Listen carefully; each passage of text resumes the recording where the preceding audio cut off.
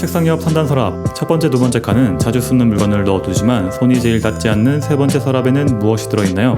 꼭 필요한 것은 아니지만 꺼내보고 싶은 이야기를 합니다. 세 번째 서랍 한번 열어볼게요.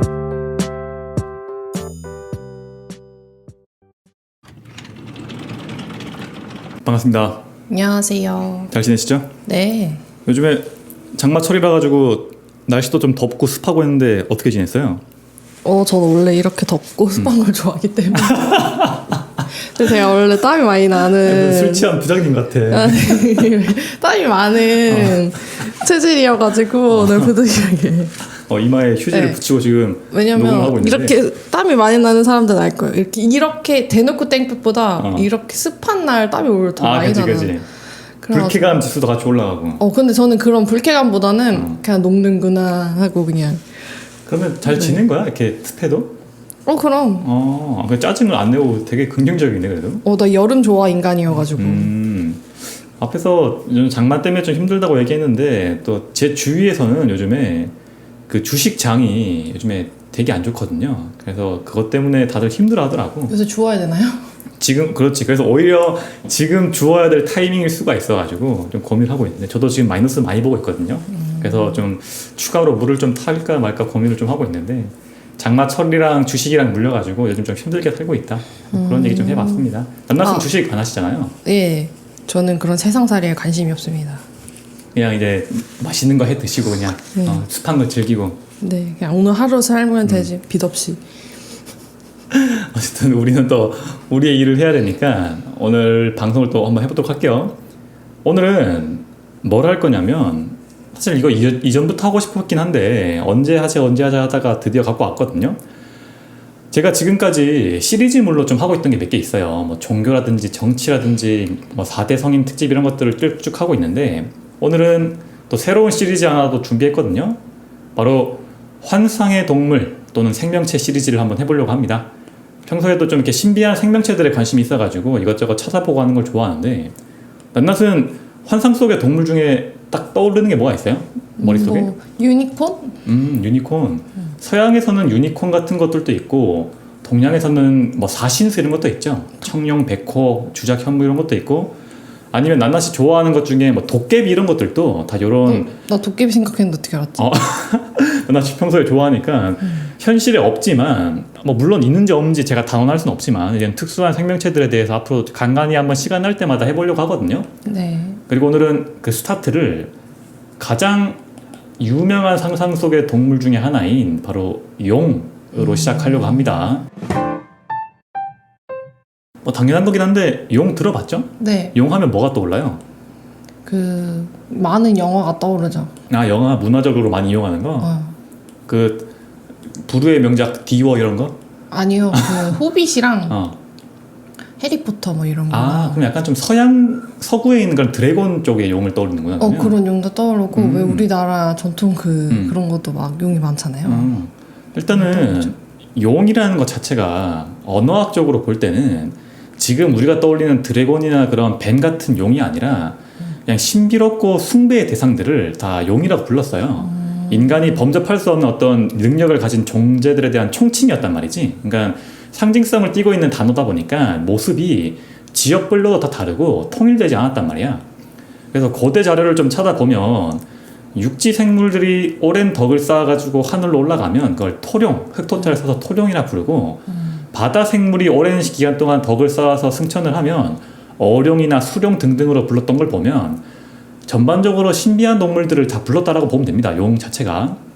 보통 중국 고대 유물 같은 데 보면 악어의 모습으로 또 많이 나오거든요. 실제로 중국 쪽에 악어들이 많이 있기도 하고 우리가 머릿속에 떠올리는 동양의 용들을 보면 악어랑 좀 비슷하기도 해요. 비늘로 둘러싸여 있고 두껍고 길다란 꼬리에다가 좀 짧은 팔다리가 달려있죠. 여의주 들고 있는 동양의 용들 보면 진짜 난 뱀과 좀 더 비슷하다 생각했는데. 그러니까 뱀의 다리에 달려있고 뿔나있는 그런 모습이 용인 거니까 그거를 고대의 중국인들이 어떤 식으로 이걸 얘기를 하냐면 용이 되게 전에 생물을 뭐라 그러죠? 이무기 뭐지? 이무기. 아는데 왜 모른 척해? 이무기라고 하는데 이무기 하면 우리가 다큐멘터리 같은 데 보면 악어가 물속에서 수영하는 모습을 보면 콧구멍이랑 얼굴만 내밀고 이렇게 왔다 갔다 하는 모습이 있거든요. 그런 걸 보면 물속에서 1000년을 살아야지만 용이 된다라고 하는 이묵이나 또는 용 그 자체의 모습에 영감을 줬다라고 볼 수 있는 거예요. 우리가 근데 그 약간 그런 신화 같은 거는 그 지역 문화나 그 지역 동물 사는 그런 거에 어떻게 착안을 하잖아. 우리나라에 악어가 있었나? 우리나라에는 악어는 없고 우리나라는 원래 고유어로 미르라고 하는 게 있었죠. 그런 게 한반도의 고유한 개념이었는데 그게 나중에 중국의 용이랑 합쳐진 거라고 보면 돼요. 아, 중국엔 있었나요? 중국엔 악어가 많이 있죠. 강 주위에 실제로 커다란 조그마한 악어가 아니라 바다 악어 같은 것들이 있어가지고 그게 중국인들에게 강한 인상을 줬을 거라고. 좌총령 우베코 이런 거 할 때 백호는 떠올려 보면 어떤 동물을 모티브로 한 거죠, 그게? 호랑이죠. 그죠? 인간이 살아가는 큰 지역, 육지와 바다 중에 육상 생물 중에는 호랑이라고 하는 동물이 굉장히 인간에게 두려움을 주다 보니까 백호의 모습으로 올라간 거고 수상 생물 중에는 중국인들이 볼 때 악어가 이게 지금도 악어한테 많이 물려 죽고 하죠. 맞아. 인간들에게 좀 그런 공포감이나 신비한 모습을 보였기 때문에 용의 모티브가 된 게 아닐까라고 추측한 학자들이 많이 있어요. 근데 이런 것처럼 고대부터 신성한 동물이 용인 그 자체는 아니었을 수도 있는 거예요. 중국에 보면 우리나라의 무슨 김해, 김씨, 전주이씨 이런 것처럼 네. 환용씨, 어룡씨 등등의 용의 이름이 들어간 성씨가 나오거든요. 환용씨라는 건 뭐냐면 용을 기른다라는 뜻이고 어룡씨는 용을 다룬다 또는 용을 잡는다라는 뜻이라고. 이런 걸 보면 중국 설화에도 용을 잡아가지고 요리를 해서 요리가 맛있다 이런 기록들이 설화에 많이 나오는데 용을 먹었다고요? 그런 것들을 보면 우리가 상상 속에서 나오는 용에 대한 설화라고 생각할 수도 있지만 앞에서 뭐라 그랬냐면 악어 같은 것들 있죠. 도마뱀 그런 것들을 기르거나 도축해서 잡아먹었던 사람들을 환용, 어룡이라고 불렀다라고도 볼 수 있는 거예요. 이런 추측으로 용을 볼 수가 있고 근데 현대에 정형화된 동양의 용의 모습은 낱낱이 말했던 것처럼 뱀과 좀 비슷해요. 그리고 뱀뿐만 아니라 특징을 좀 보면 사슴의 뿔이 머리에 달려있고 머리는 소의 머리처럼 돼 있고 몸통은 뱀처럼 길다랗고 물고기의 비늘이 나 있고 독수리의 발톱이 있고 낙타의 코에 토끼 같은 빨간 눈, 그 다음에 조개의 껍데기 같은 단단한 배로 둘러싸인 걸 용이라고 우리가 지금은 정형화시켰단 말이야. 혹시 상상해 본 적 있어? 이런 용을 실제로 본다라고 하면 어떨지? 많이 상상해봤죠. 저는 어떨 것 꿈도 같아? 많이 꾸고 보통 그래? 그런 용이 나오는 막 그런 영화 같은 거 있잖아요. 드래곤 길들이기도 엄청 재밌게 봐가지고. 실제로 만나면 어떨 것 같아? 귀여울 것 같아? 근데 나는 약간 그럴 것 같아. 약간 용을 다루고 싶다. 약간 아니고 왜 드래곤 길들이기도 그렇고 그리고 내가 옛날에 봤던 용용 무슨 애니메이션이 있는데 그게 남매가 세 남매가 비늘을 문지르면 그 용의 세계로 넘어가. 그 용이 되게 친근하고 친구 같은 존재로 나오는 애니메이션이란 말이야. 그러니까 좀 같이 동료 같은 느낌으로 함께 하고 싶은. 그리고 내가 좋아했지만 하차했던 웹툰 중에서 용이 산다라는 웹툰이 있잖아. 전 다 봤는데. 거기서도 약간 용이 인간이 약간 반인 반용. 그죠. 그러니까 용이 인간으로 변신할 수 있는 걸로 나오죠. 그래서 인간 주위에서 둘러 같이 사는 걸로 나오는데. 약간 그런 것도 많이 보고 그래가지고. 그렇게 생각하는구나. 나는 개인적으로 용을 보면 좀 무서울 것 같아가지고 전 파충류 이런 거 되게 무서워하거든요. 실제로 보면 되게 좀 징그러울 것 같아. 좀 냄새도 날 것 같고 약간 물비린내 날 것 같은 느낌이어가지고. 물비린내 난 좋아해가지고. 나는 어쨌든 별로 용을 실제로 만나보고 싶진 않은데 이런 우리가 떠올리는 동양의 용은 보통 삼정구사라고 해요. 삼정이라는 것은 삼정? 3번 멈춘다는 뜻이거든요. 용을 그릴 때 표현을 할 때 머리부터 어깨까지 묘사하고 한번 멈추고 어깨에서 허리까지 그리고 그 다음에 허리에서 꼬리까지 해가면서 총 3번을 멈추면서 그린다는 뜻이고 구사라고 하면 위에 나왔던 9가지 동물이라는 뜻이에요. 사슴, 낙타, 토끼 같은 눈 갖고 있다고 했죠. 그런 것들을 해서 삼정구사의 모습이 지금의 용의 모습으로 정형화 돼버린 거지. 이게 보통 중국 송나라 이후 때로 보는 게 정설이거든요. 무슨 말이냐면 그렇게 오래되지 않았다는 거예요. 위에서 말했던 것처럼 어떤 인간의 능력을 넘어선 많은 동물들을 다 용이라고 불렀는데 그것이 송나라 이후부터 지금 우리가 떠올리는 용의 모습이 됐다고 보면 되겠지? 왜 이렇게 용에 대한 모습을 정리를 했을까라고 생각을 해보면 다양한 이유가 있겠지만 왕의 권력 같은 것들을 좀 정교하게 하기 위해서 그랬던 게 있거든요. 형태를 통일시키고 거기에 의미를 부여한다고. 예로부터 왕의 상징이었대. 근데 좋게 말하면 좋은 동물들, 낙타, 토끼 같은 것들을 다 갖다 붙여놓은 거예요. 나쁘게 말하면 그냥 잡종인 거지, 솔직히. 이런 모습들이 갖춰지고 처음에는 왕의 권력의 상징으로 용을 이용을 했는데 민간에서 이런 걸 사용하는 걸 금지했거든요. 실제로 민간에서 용 그림을 쓰면 막 처벌하고 했다고. 반역자다 이런 거. 근데 그게 오래가지 못했겠죠. 사람들도 용 보면 멋있고 나가도 막 쓰고 싶은데 뭐 인싸들이 그런 거 막 무시하고 자기들이 막 용 그린단 말이야. 그러니까 어떻게 되냐면 왕만을 위한 용을 다시 만들어요. 이걸 오조룡이라고 하거든요. 오조는 발톱이 5개 달린 용이란 뜻이야. 낱낱 또 이거 혹시 들었다가 나중에 기억이 나면 뭐 그림이나 조각 같은 데 용 나오는 걸 한번 보세요. 보통 민간층에는 발가락이 3개 달린 용을 써요. 삼조룡이라고 하거든. 근데 이런 것들을 원래 이게 용의 모습인데 권력자들이 이게 마음에 안 드니까 그건 니들 쓰고 우리는 중국의 황제는 발톱이 5개 달린 오조룡을 쓸 거야 라고 하면서 발톱 5개 달린 거는 중국 황제의 상징이었다고. 그리고 뭐 안타까운 역사긴 하지만 조선의 왕들은 중국의 영향을 많이 받았죠. 황제보다 한 단계 낮은 왕이기 때문에 사조룡, 발톱이 4개 달린 용을 쓰게 됩니다. 나 또 언젠가 용 그림 같은 거 볼 때 발톱 같은 거 한번 보시면 그게 구분이 돼 있을 거예요. 재밌겠다. 거기다가 용은 이런 신비한 9가지 동물의 모습을 딴 것뿐만 아니라 신비한 능력도 갖고 있다라고 하죠. 혹시 대표적인 능력 뭐 떠오르는 거 뭐 있어? 입에서 불을 내뿜고요. 여의주를 물고 다니고 비와 그거를 다스리고. 그지. 대표적으로는 그런 뭐 원소 같은 거, 물이나 불 같은 걸 다스리고 특히나 동양의 용들은 물과 관련된 능력으로 많이 나와. 날씨 자체를 다스린단 말이야. 비를 내리게 하거나 아니면 가뭄이 들게 하거나 아니면 귀신 같은 것들을 제압한 능력이 있어가지고 이런 신성한 능력 때문에 동아시아 전역에 영향을 주는 어떤 권력의 상징 또는 내려와서는 민간 신앙의 영역까지 들어오게 됩니다. 위에서 낱낱이 물어봤던 것들 중에 한반도에는 용 이전에 미르라고 하는 고유한 개념이 이미 있었어요. 미르도 자체도 지금 생각하는 그 용이 아니라 어떤 상상 속에 되게 신비한 능력을 갖고 있는 생물체를 지칭했단 말이란 말이지. 그 역사책 같은 데 나오는데 반고대 암각화 같은 거 많이 들어봤죠. 그런데 보면 용 같은 그림들이 많이 그려져 있다고. 원래 한반도에 있던 고유한 개념들이 신석기 이후부터 쭉쭉 지나면서 중국의 용과 좀 합쳐지면서 그냥 총칭해서 용이라고 부르는 거예요. 그리고 당연히 한반도에도 널리 퍼져 있다 보니까 특히나 삼국육사 같은 책들에 용의 기록이 많이 나오거든. 뭐 용의 딸인 용녀와 결혼했다, 아니면 용에게 비를 내려달라고 빌었다, 용과 싸웠다 등등이 많이 나오고.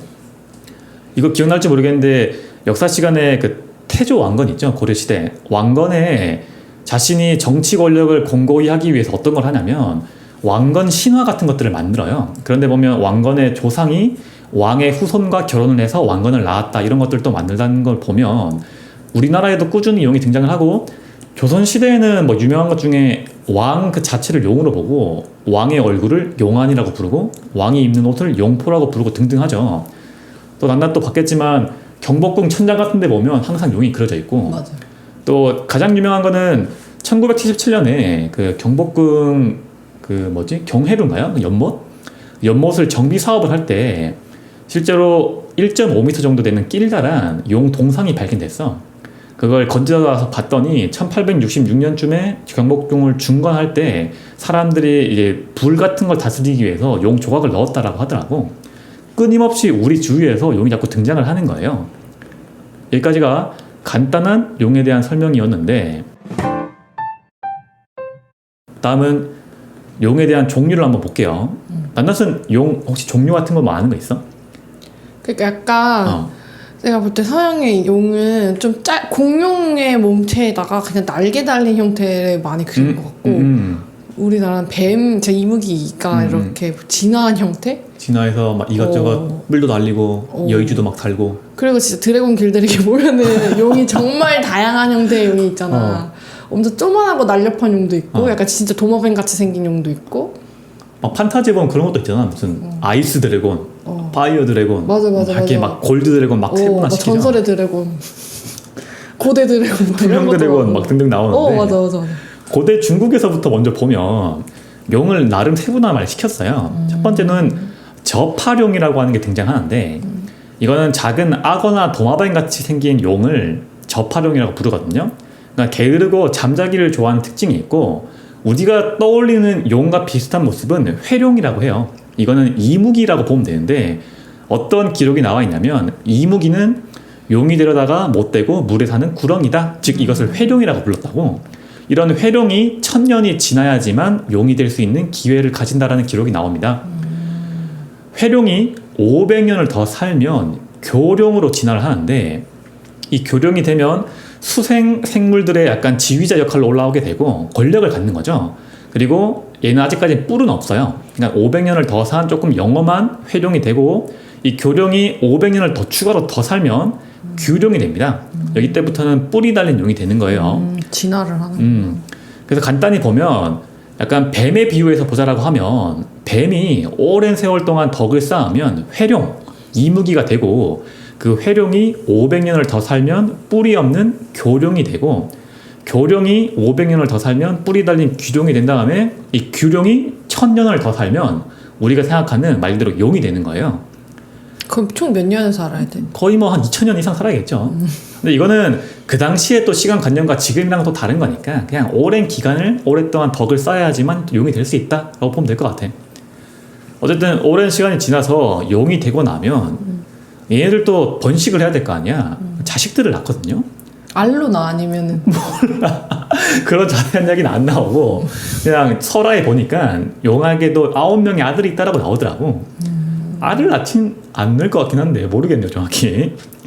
알로 낳던데. 그래가지고 그 알일 때 약간 깨어나가지고 막 그렇게. 드래곤 네스트 용의 둥지에 알 낳아가지고 기르고. 근데 그거는 뭐 서양용이니까 우리가 아는 이 용은 또 다른 것 같기도 해요. 어쨌든 9명의 아들을 한번 소개해 볼게요. 이거는 우리가 수업 시간에 배우진 않는데 실제로도 우리 주변의 생활 속에 많이 들어와 있거든요. 그래서 들어보면 아마 낱낱도 본 기억이 있을 수도 있어요. 첫째 아들은 비희라고 해요. 얘는 거북이처럼 생겼거든요. 근데 무거운 걸 드는 걸 좋아하는 헬창 거북이야. 낱낱도 혹시 묘지나 유적지 같은 데 가면 커다란 비석 같은 거 있죠. 그 비석을 그냥 땅에 박아둔 경우도 있는데 어떠한 돌덩이 위에 올려놓는 경우도 있거든요. 단을 이렇게 쌓아가지고. 그 단에 보면 거북이가 조각되어 있는 경우가 많이 있어요. 그게 그냥 불쌍한 거북이 잡아다가 넣어놓은 게 아니라 이 무거운 걸 들기 좋아하는 용의 첫 번째 아들인 비희를 상징하는 거야. 비희?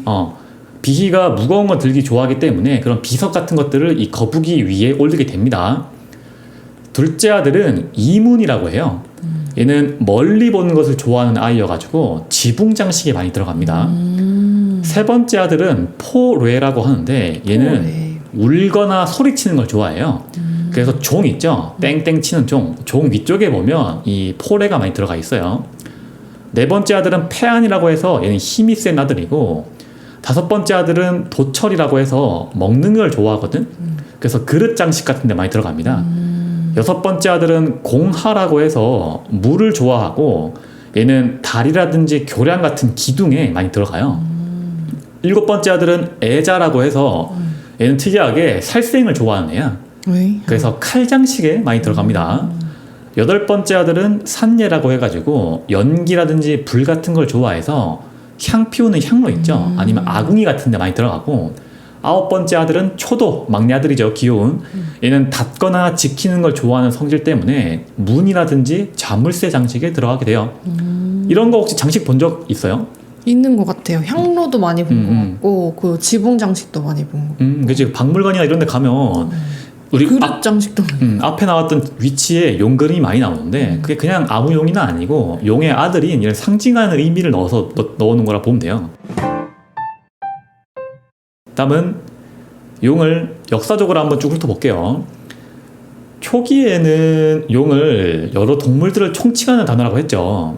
근데 이것이 시간이 지른다면서 흔히 말하는 뱀과 같은 삼전구사의 모습으로 점점 자리 잡기 시작을 하는 게 중국에 인도 불교가 들어오면서부터라고 보거든요. 인도에는 고대부터 나가 신앙이라는 게 있어. 들어봤어요? 나가라고 하면 코브라나 뱀 같은 것들을 나가라고 부른다고. 고대 인도어인 산스크리트어로 뿔이 없고 다리가 없이 꼬물꼬물 올라가는 애들을 다 나가라고 부르는데, 이런 코브라 나가 신앙과 합쳐지면서 특히나 인도에는 이런 나가 신앙이 인간에게 좋은 쪽으로 많이 등장을 해. 신성한 동물로 나온단 말이지. 불교에서는 부처님을 도와주는 조력자거나 아니면 인간을 지켜주는 상징물로 등장을 하다가 이것이 불교에서는 불법을 수호하는 상징으로 올라가요. 그게 나중에 중국에 들어오게 되면서 제가 전에 그 불경할 때 얘기했지만 인도의 말들을 다 한자로 번역한다라고 했죠. 그런 나가라고 하는 것들을 중국에서 용이라고 번역을 한다고. 이런 인도의 뱀의 성향과 중국의 문화가 합쳐지면서 용의 모습과 능력 등이 조금 더 체계적으로 정리가 되게 되고 특히나 불교 같은 데서 보면 우리나라 절에서 유명한 것 중에 뭐 황용사, 구룡사 등등 용이 많이 들어가잖아. 사찰 이름에도 많이 쓰이는 걸 보면 불법을 수호하는 역할로 등장을 하고 이때부터 용신이나 용왕 같은 개념들이 크게 발전을 해요. 또 가장 유명한 것은 우리가 불교의 가장 궁극적인 목표가 뭐죠? 그거잖아요. 죽을 때 잘 죽자. 아니 돌아갈 때 아니다. 순환. 불교의 목적은 순환하지 않는 것이 목적이죠. 맞아. 공임을 보기, 공을 깨닫고 난 다음에 무로 돌아가자. 그치. 해탈하는 것이 목표라고. 근데 불교에서는 해탈할 때 극락 정토로 넘어갈 때 어떻게 가냐면 그냥 걸어가는 게 아니라 반양용선이라는 걸 타고 가거든요. 이게 뭐냐면 용이에요. 용을 타고 불극 정토로 날아간다라고 묘사를 하듯이 중국에서 불교를 받아들이면서 이런 용이라고 하는 위치가 점점 올라가게 된다고. 민간에서도 당연히 용이 많이 등장하죠. 막 용신앙 같은 것도 용에게 막 기도하기도 하고, 그다음에 바닷속에 있는 용궁, 날씨를 다스리는 용왕님한테 막 전화, 막 기도도 드리고, 설화 같은 데 보면 심청전, 구운몽, 별주부전에도 끊임없이 등장을 해요. 당연히 뭐 기우제 같은 것도 많이 지내고, 우리나라나 중국에서도 이렇게 용이 많이 등장을 하고, 가까운 나라 일본에서도 용이 빠질 수가 없겠죠. 일본에서는 류라고 부르는데 보통 용을 벤 사무라이나 무사 이야기가 많이 내려온다고. 또 가장 유명한 것들 중에는 그거 봤어요? 그 센과 치히로의 행방불명? 봤죠. 거기 보면 하쿠 나오죠. 하쿠가 뭘로 나와? 강의 신이었죠. 강의 신, 그 모습을, 그 동물일 때 모습을 보면 용 같은 모습으로 등장을 해요. 이렇게 사족보행을 하는 앙증맞은 용으로 등장을 하는데 약간 비늘로 들어있진 않고 털이 있는 모습으로 나오죠. 그래서 용을 조금 재해석한 거라고 보면 돼요. 현대까지도 우리의 생활에도 계속 밀접하게 등장하고 있다고 보면 됩니다. 지금까지 아시아 전역을 지배하는 용의 모습이었고, 다음은 낱낱이 좋아하는 서양의 드래곤 있죠? 드래곤을 한번 이야기해 볼게요. 드래곤은 낱낱도 말했던 것처럼 동양용이랑은 건 조금 다른데 도마뱀한테 막 날개 달려있는 그런 느낌이잖아. 그리고 보통 막 콧구멍에서 연기 막 뿜고 한다고. 원어로는 드래곤 전에 드라크, 드라코 등등으로 불렀는데 이게 원래는 그리스 같은 곳에서 바다에 사는 해양 동물들을 부르던 총칭이었어요. 이런 것들이 계속 발전을 하다가 특히 중요하게 등장을 하는 게 성경에서 욥기에 보면 레비아탄이라고 하는 바다 괴물이 등장한다고. 이거 욥기에 어떻게 나오냐면 견고한 비늘로 둘러싸여 있고 그 사이에는 바람 한 점도 들어가지 못한다. 입에서는 불을 뿜고 콧구멍에선 연기가 나오고 모든 것을 낮춰보는 교만의 왕이다 라고 하면서 하나님께 도전하는 나쁜 존재로 나오거든요. 우리가 생각하는 드래곤의 거의 모든 모습이 불을 뿜고 연기가 나오는 게 다 여기서부터 나오는 거예요. 여기서 첫 번째로 동양의 용과 서양의 드래곤에 큰 차이점이 발생을 해. 동양의 용은 어떤 존재예요? 인간을 지키거나 신성한 존재라고. 근데 서양의 드래곤은 신에게 도전하는 악의 상징이었거든요. 이런 모습으로 성경을 해서 계속 내려져 오다가 시간이 지나면서 점점 드래곤의 정령화된 모습이 되게 됩니다. 도마뱀의 몸통에 날카로운 발톱, 박쥐의 날개와 불을 뿜는 용의 모습이 나온다고. 악의 상징이나 특히나 죽음과 관련된 깊은 괴물로 나오고, 두 번째로 등장하는 동양용과의 좀 큰 차이점이 뭐냐면 동양의 용은 굳이 설명을 하면 물과 관련된 능력이 많이 있어요. 근데 서양의 드래곤은 불과 관련된 능력이 많이 나오지. 그리고 동양의 용은 뱀과 조금 더 비슷한 모습이라고 하면 서양의 드래곤은 도마뱀과 조금 더 비슷한 모습이죠. 그래서 뱀보다는 도마뱀에 좀 가까운 형태의 날개가 달려있다 보니까 동양의 용과는 조금 구분이 필요할 것 같기도 해요. 어때요? 서양의 드래곤은 좀 어떤 느낌이야? 뭔가 좀 더 약간 동양의 용이 뭔가 좀 신성한 느낌이라면은 약간 좀 친근해? 서양 드래곤은? 약간 진짜 동물 약간 동물의 느낌? 그러니까 우리가 주위에서 볼 수 있는. 왜냐면 그 바다 괴물에서부터 뭐 바다 괴물이라서 악어라 했지. 아무튼 그렇게 왔다고 하면은 조금 더 친숙하고. 조금 더 약간 동물에 가까운 느낌 같아. 왜냐면 약간 그런 발로 이렇게 그냥 인간들한테 줄 때도 약간 이렇게 뭐라 그러지? 발 이렇게 해가지고 죽이는 장면도 많고. 발톱으로 찔러주고 이누야샤야 뭐야? 이렇게 그리고 왠지 집어가는 역할도 많잖아. 약간 보석 같은 거? 용이 이렇게 다리로 이렇게 인간 집어서 이렇게 방금 팔다리를 잘 쓴다고. 무슨 말인지 알겠네. 왜냐면 근데 동양의 약간 이렇게 조그마하니까 그죠? 팔로 이렇게 집어가는 그런 건 없잖아. 그냥 여유주만 겨우 칠 수 있는 정도니까. 이렇게 막 인간을 맞아 뭐 뱀처럼 꼬는 장면이 있어도 약간 조금 더 친숙한 어떤 다 팔다리가 다 달려 있으니까. 그 약간 공룡이 자꾸 생각나는?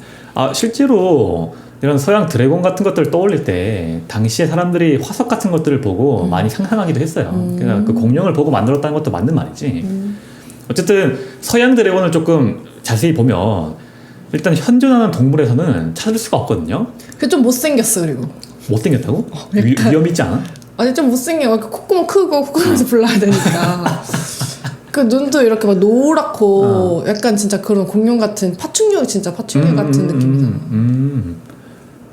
그러니까 어쨌든 뱀눈 같고 팔다리가 4개 달려있다라고 했는데 우리가 보통 육상생물이 팔다리가 4개 달려있죠. 근데 드래곤은 주목해야 될 게 날개가 2개 추가로 달려있어요. 맞아. 팔다리 4개에 날개가 2개 있다는 건 무슨 말이냐면 닭이나 박쥐 같은 애들을 보면 날개라는 게 팔에서부터 분화된 거거든요. 즉 날개가 2개 더 있는 거는 드래곤은 팔다리가 6개가 있는 생물인 거야. 그러니까 절대로 현실에서 찾을 수가 없는 거지. 곤충같이 머리가 순비로 나눠 있는 게 아니라고 하면 이미 그 모습 자체가 에러이기도 하고 실제로 좀 재밌는 걸 찾아봤는데 드래곤이 움직인다라고 하면 되게 좀 웃긴 모습일 거라고 하더라고. 이게 날개가 알다시피 어깨 위쪽에 달려 있잖아요. 만나 또 어깨뼈에 손대고 이렇게 팔을 움직여 보면 알겠지만 팔을 조금만 움직일 때마다 어깨뼈가 계속 움직이거든요. 그러니까 실제로 드래곤이 걸어 다닌다라고 하면 마치 비둘기가 걸을 때 목을 까딱까딱 하는 것처럼 끊임없이 날개가 움찔움찔 할 거라고. 그래서 되게 위험 있는 그런 모습은 안 나올 테고 생물학적으로 만약에 진짜 드래곤이 있다라고 하면 옆구리 쪽에 날개가 있어야 된다라고 하더라고. 그래야지만 좀 움직이거나 사냥할 때 편할 수 있다라고 얘기를 합니다. 뭐 쓸데없는 얘기를 좀 했는데 그래서 서양의 드래곤을 좀 정리를 해보면 인간과 대립하는 물리쳐야 되는 존재로 많이 등장을 하거든요. 그래서 영웅이라거나 신들과 대립하는 존재로 나와요. 용을 죽이고 권력을 얻은 영웅들이 인간 세상을 잘 다스린다는 느낌의 서로 등장을 하고 그래서 결론이 뭐냐면 그렇다고 드래곤을 그냥 도마뱀에 날개 달린 그냥 괴물로만 볼 수 있느냐? 그렇지 않거든요. 동양과 마찬가지로 그 서양에도 그 넓은 지역에 다양한 모습의 드래곤들이 존재했고 다양한 괴물들을 다 드래곤이라고 칭해왔다 보니까 동양이든 서양이든 인간의 존재를 넘어선 어떤 그 무언가의 존재를 다 용이나 드래곤으로 만들 수 있을 것 같습니다. 어쨌든 인간이 상상으로 만들어낸 영역이니까 꼭 무슨 모습이어야 한다라고 하는 게 아니라 그 자체로 좀 의미가 있는 상징이 아닌가라고 생각을 해봤습니다. 여기까지 해서 상상의 동물 시리즈 1탄 용을 마무리하려고 하는데 어떻게 들었어요? 재밌었습니다. 평소에 용 좀 많이 떠올리고 했나 보네. 영화 같은 거 보면서. 그죠. 그런 거 재밌어가지고 호빗 왜 2편에서도 마지막에 용이 눈 탁 뜨면서 끝나고 약간 그런 눈 이렇게 하는 그런 반지장에서도 많이 나오고 사우론 맞죠? 막 약간 점막 같은 것도 있고 해가지고 진짜 도마뱀 같은 느낌이 좀 많이 그리고 항상 드는데. 그 보물창고를 지키고 있는 건 용이야. 그 약간 금은보화 번쩍번쩍하는 걸 좋아하는 그런 뭐 이렇게 표현이 나오지 않나요? 맞아. 제가 호빗을 안 봐서 모르겠는데 욕심이 판타지물에, 많고 약간 그런 게 있어. 막 이렇게 금은보화를 좋아하는 약간 까마귀 같은 느낌이 좀 있더라고. 호빗은 어떻게 등장해? 인간의 적이야? 아니면 인간 편이야? 적이지. 왜냐면 마을을 초토화시키고. 어떤 항상 좀 인간과 대립하는 존재로 서양 드래곤이 묘사되는 걸 보니까. 근데 아마 인간한테 상처를 받았을 거야. 그래가지고 갑자기. 배신당해서? 막 말을 그냥 막 초토화를 시키고 막 그런 식으로 나오는데 애니메이션 같은 데도 보면 용족과 인간족이 협정을 맞아가지고 잘 살다가 항상 인간이 배신을 하고 그래서 근데 어. 드래곤스토 그 길들이기가 되게 신선했던 게 왜 용이랑 맨날 싸우는 얘기만 나오다가 용이랑 약간 우정을 나누는 이야기를 나오니까 그게 너무 신선했던 것 같아. 그래도 제가 안 봐서 모르겠는데 그건 친구로 등장하나 보죠? 그게? 네, 그게 반려동물처럼 아.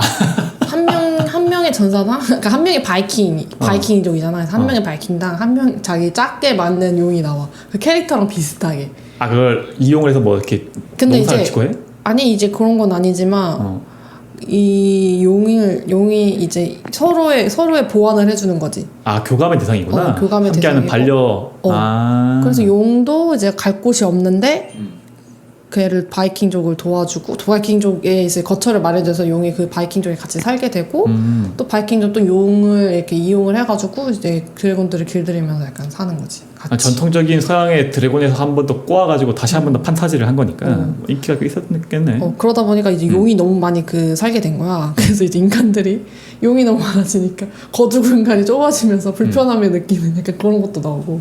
아 근데 그렇다고 뭐 싸우진 않겠죠? 싸우진 않지만 이제 용이 너무 많아지고 용들도 반려동물이니까? 번식을 하잖아. 그러니까 이제 자리가 없는 거지. 그래서 말이 좁아져가지고 이제 이 용들을 다 데리고 어디로 가야 되나 이사를 해야 되나 막 이런 시리즈가 진행되면서 이런 스토리도 나오고. 그것도 좀 많이 나왔죠? 한 2, 3편 나오지 않았나? 3까지 나오고 완결이 됐습니다. 아 완결 났구나. 일단 뭐 방송 마무리해야 되니까 저도 뭐 이것저것 좀 준비하면서 많은 생각을 좀 했거든요.